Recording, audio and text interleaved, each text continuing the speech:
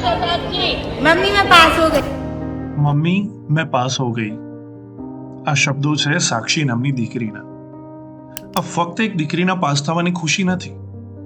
આ ખુશી છે એક આખી પેઢીના અંધકારમાંથી બહાર આવવાની. સાક્ષી જેવા સેંકડો બાળકો જેમના હાથમાં ક્યારેક કચરો વીણવાના કોથળા હતા કે ટ્રાફિક સિગ્નલ પર ભીખ માંગવાના સિક્કા, આજે એમના હાથમાં ભવિષ્ય લખવાની કલમ છે. અને આ ચમત્કાર પાછળ છે એક ખાકી વર્દીવાળો માણસ. हमारी लड़की पास हो गई है, हेलो बात करो. આ વિડીયો ધ્યાનથી જોયા પછી આપણને પ્રશ્ન થાય કે આ છોકરીના પાસ થવાથી આ કોન્સ્ટેબલની આંખમાં આંસુ કેમ આવે? એવું તો શું થયું કે કઠણ કાળજાનો કોન્સ્ટેબલ અચાનક રડી પડ્યો? ચાલો આ પ્રશ્નના ઉત્તર માટે જરા કાન દઈને આ સાંભળીએ. 2015 में चालू की गई एक छोटी सी मुहिम इन बच्चों के लिए जिन्होंने कभी स्कूल नहीं देखे थे, स्कूल के रास्ते भी नहीं देखे थे. हमारा एक छोटा सा प्रयास इन बच्चों को एक कदम आगे बढ़ाया. વાહનોથી ભરચક રસ્તાઓ અને ટ્રાફિક સિગ્નલની આસપાસ પોતાની પીઠ પર કચરાનો થેલો ઉઠાવીને ફરતા, માતાની આસપાસ રમતા અને બારીના કાચ પાસે આવીને વસ્તુઓ વેચતા અનામી બાળકોને આપણે જરૂર જોયા હશે. આ દ્રશ્યો અમદાવાદ કે કોઈ બીજા મોટા શહેરો માટે સાવ સામાન્ય છે.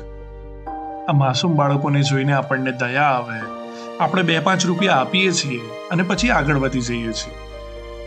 પણ દિલ્હી પોલીસના હેડ કોન્સ્ટેબલે આગળ વધી જવાનું ન કબૂલ્યું. એમનું નામ છે થાનસિંહ. मेरा नाम थान सिंह है. मैं दिल्ली पुलिस में बतौर हेड कांस्टेबल हूँ.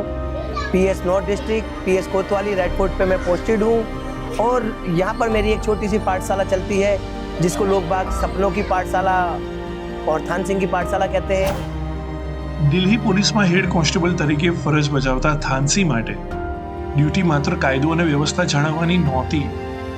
એમણે જોયું કે ગરીબી અને લાચારીને કારણે રસ્તા પર રખડતા માસૂમ બાળકો બહુ સહેલાઈથી ગુનાખોરીના રસ્તે ધકેલાઈ જાય છે. થાનસીએ નક્કી કર્યું કે બાળકોને ગુનેગાર બનતા અટકાવશે. જેલમાં મોકલીને નહીં, પણ પાઠશાળામાં લાવીને. मैंने उनके दिमाग में जो उनके दिमाग में कूड़ा बिनना और पैसा मांगने की आदत थी, उस आदत को छुड़ाना मेरा सबसे पहला काम था.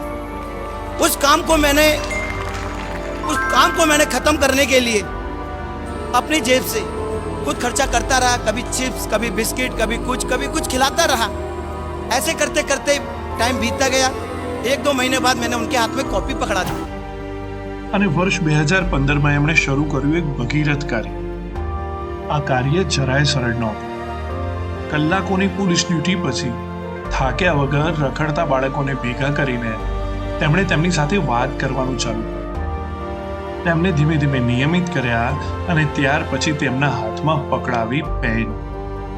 પોતાના પગારમાંથી તેમના માટે પુસ્તકો, પેન અને અન્ય સામગ્રી ખરીદી. સપનું હતું એ બાળકોને શિક્ષણના માર્ગે દોરવાનું. ऐसा हम तो इसे नहीं पढ़ा पाएंगे, हम तो इसकी शादी करेंगे. मैंने कहा बहन जी इसकी शादी मत करना. कह रही भैया इसका कोई भाई भी नहीं है, इसकी पढ़ाई तो अगर हम बूढ़े हो जाएंगे फिर कब शादी होगी. मैंने कहा आप इस बच्ची को पढ़ाओ मेरे कहने से. इसका किराया मैं दूंगा घर के रहने का, इसकी पढ़ाई का खर्चा मैं उठाऊंगा. પણ સંઘર્ષની આ સફર બિલકુલ સહેલી નહોતી. પોતાની ડ્યુટી પૂરી કર્યા પછી થાનસી આ બાળકો માટે સમય કાઢતા. ક્યારેક ફંડની અછત તો ક્યારેક જગ્યાની તકલીફ. બાળકોના માતા પિતા પણ એમને ભણાવવા માટે તૈયાર નહોતા, કારણ કે બાળકો ભીખ માંગીને જે 2 પૈસા લાવતા ને એનાથી એમનું ઘર ચાલતું હતું. થાનસી એમના ઘેર આંટા મારે, એમને પોતાના ખર્ચે યુનિફોર્મ લઈ આપ્યા, બાળકોને મોકલવા માતા પિતાને સહમત કર્યા. પણ એક સમય એવો આવ્યો જ્યારે બધું જ વિખરાઈ ગયું. सर जब तक मेरी एक सांस का बूंद खून के अंदर बूंद भी है तब तक मैं इन बच्चों के साथ. સ્કૂલ ભલે બંધ થઈ ગઈ હતી, પણ થાનસીના દિલમાં લાગેલી એ જ્યોત હજુ બુઝાઈ નહોતી. બાળકોને માસૂમ ચહેરો એમને ઊંઘવા નહોતો દેતો. થાનસીએ ફરીથી હિંમત ભેગી કરી. આ વખતે સમાજ એમની સાથે જોડાયો. લોકોએ મદદનો હાથ લંબાવ્યો અને થાનસી કી પાઠશાલા એક ફાઉન્ડેશન બનીને ફરી બેઠી થઈ. હવે આ કામ બમણા જોશ સાથે શરૂ થયું. आज मैं कम से कम 100 बच्चों का माँ बाप यहाँ हूँ. सब मेरे को अपने माँ बाप मानते हैं और रोते मेरे लिए. जब तक मैं बर्थडे भी नहीं पहुँचा रहा, केक ही नहीं काटते मेरे लिए. अगर एक आवाज मार दूं तो बच्चे मेरे लिए आ जाते हैं, गांव कहीं से भाग के आ जाएंगे। આજે આ પાઠશાલા માત્ર અક્ષર જ્ઞાન નથી આપતી, પણ હજારો બાળકોને સપના જોવાની આઝાદી આપે છે. થાનસીના સંઘર્ષે સાબિત કરી દીધું કે જો બદલાવ લાવવાની જીત સાચી હોય ને, તો એક ખાખી વર્દીવાળો માણસ પણ આખા સમાજનું ભાગ્ય બદલી શકે છે. યાદ રાખજો, આપણી આજુબાજુ પણ કોઈ સાક્ષી અંધકારમાં ઊભી હોઈ શકે છે.